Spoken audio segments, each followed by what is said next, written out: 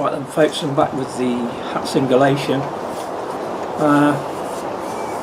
Spent about a day tuning it. It's gone through about 12 different tests now to try and get it about right.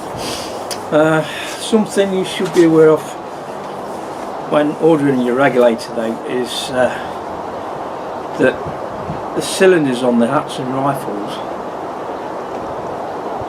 you'll find that they're manufactured in different years depending on when you buy a rifle. At the end of the rifle it's got the actual date of the cylinder on it. So if you're ordering from Huma, Robert Lane, Ultros, you must tell them what that date is, because what actually happened when they come out in the different batches, they come out in different internal dimensions, believe it or not. And I can always remember ordering one from Ultros. I got it and it wouldn't fit, and I had to get Cliff Kirkman to put it on his lathe to get it down to the right fit. So if you send them the year of manufacture, they'll be able to look that up and find out what the diameter of the regulator would be. Right, coming to the tuning side of it, it's mainly about tuning the valve to the regulator. You'll probably find that when you start tuning the valve up, which is basically packing it up with washers to make it more tension on it, once you've drilled out your transfer ports, what actually happens then is that you'll get a massive increase in power if you don't adjust that valve spring. And what you're trying to do with a valve is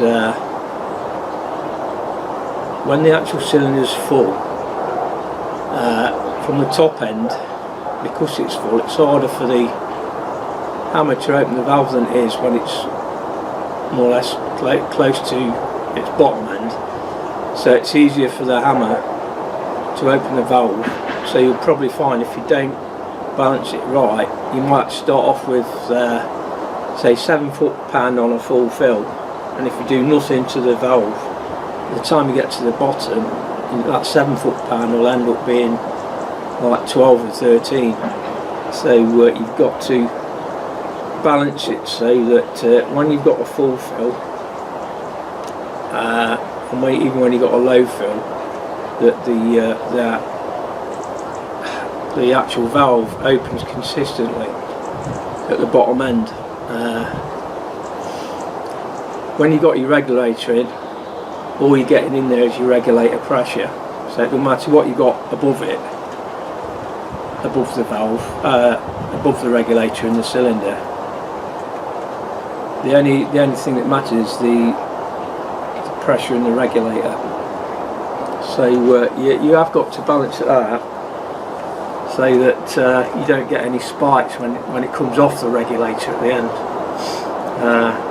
And if you don't do that, you will get a spike. Because obviously you've opened your transfer ports up and it's more efficient then.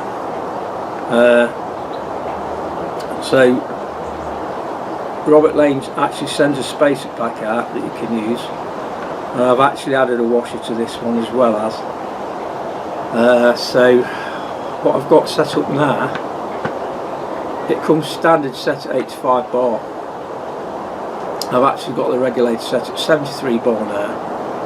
And I've got the valve spring packed out by about 3 or 4 millimeters of washers. I've got the Delrin washer that came with it, and one metal washer that's probably around 1 or 2 millimeters thick. So it is 3 to 4 millimeters thick now. So that is that. Another thing to point out is these air arms pellets. I'll show you a clip of the shot string I did, but when you look at the weight of the pellets, they're not what they're saying on the tin. The Air Arms Diablo Field, it says they weigh 16 grains, and what I did, I weighed every pellet until I got enough to fill 4 magazines of 40 shots. And what I found is that I got about 4 4 shots at about 16.2 grains. I had about the same again, about 4 or 5 at 16 grains, but the majority were 15.9. And then it came down from 15.9, I got 15.7, 15.6 down to around 15.4 or 5 in weight. So it will make a difference over the chrono if you're getting even half a grain difference, it will show. So what I've done, all the shots I'll be testing on now are 15.9 grain pellets, so whatever comes up should be a bit more consistent than what it would have been with it unweighed tin. So what I'll do now, I'll get on the, I'll do a shot of string of 40 shots, I'll fill the rifle to 200 bar, and we'll see where it gets us to. I'm not saying this is the final tune, but it's getting pretty close, I think. So let's get on with the test.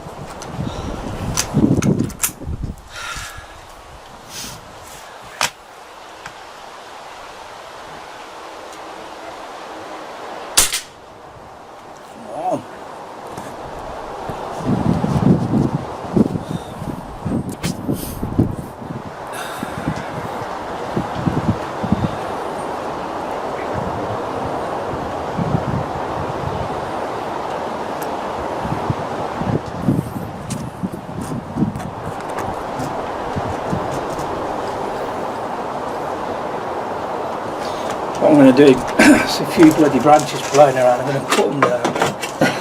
Sorry about that. Alright, so get a result there.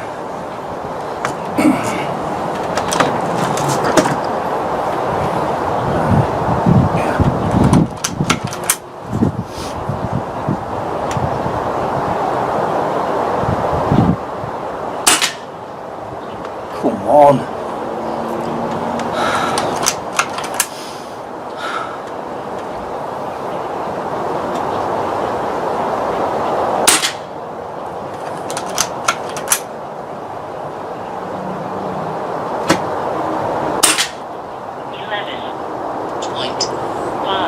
Right, we're getting somewhere.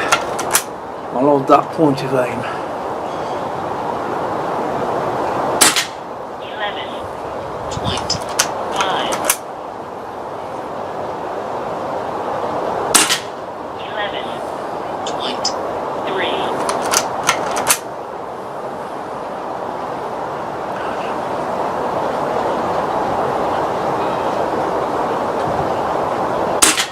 11.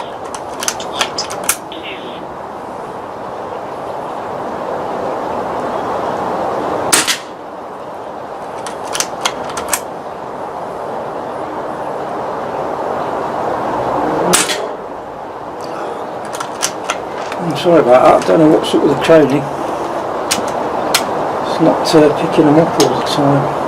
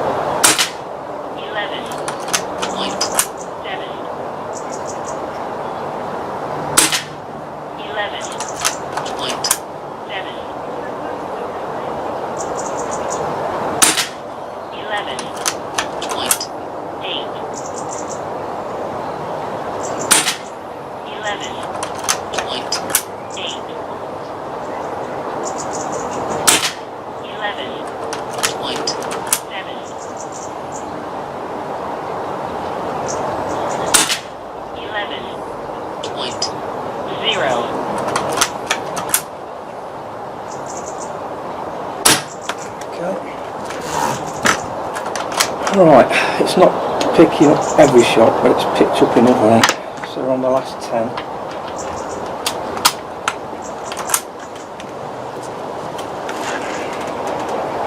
Oh, no wonder. This one's different.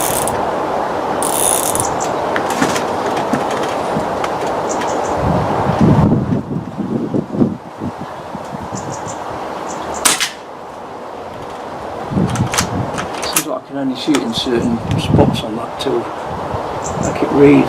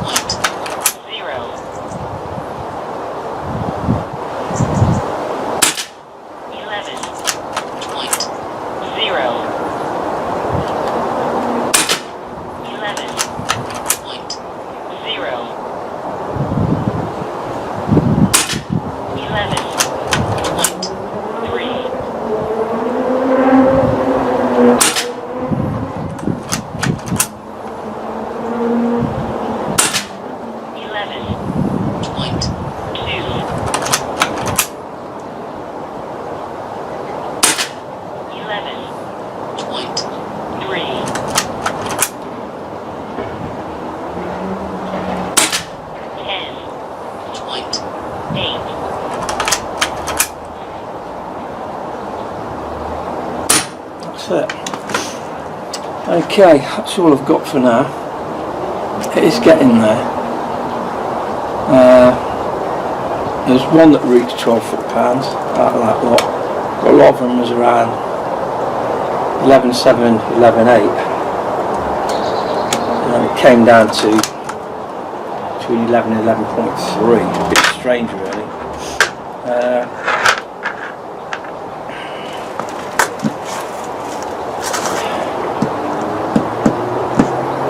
Slightly tune it down a bit actually, but you can see this is what you have to mess with. It's pellets in the regulator and the valve.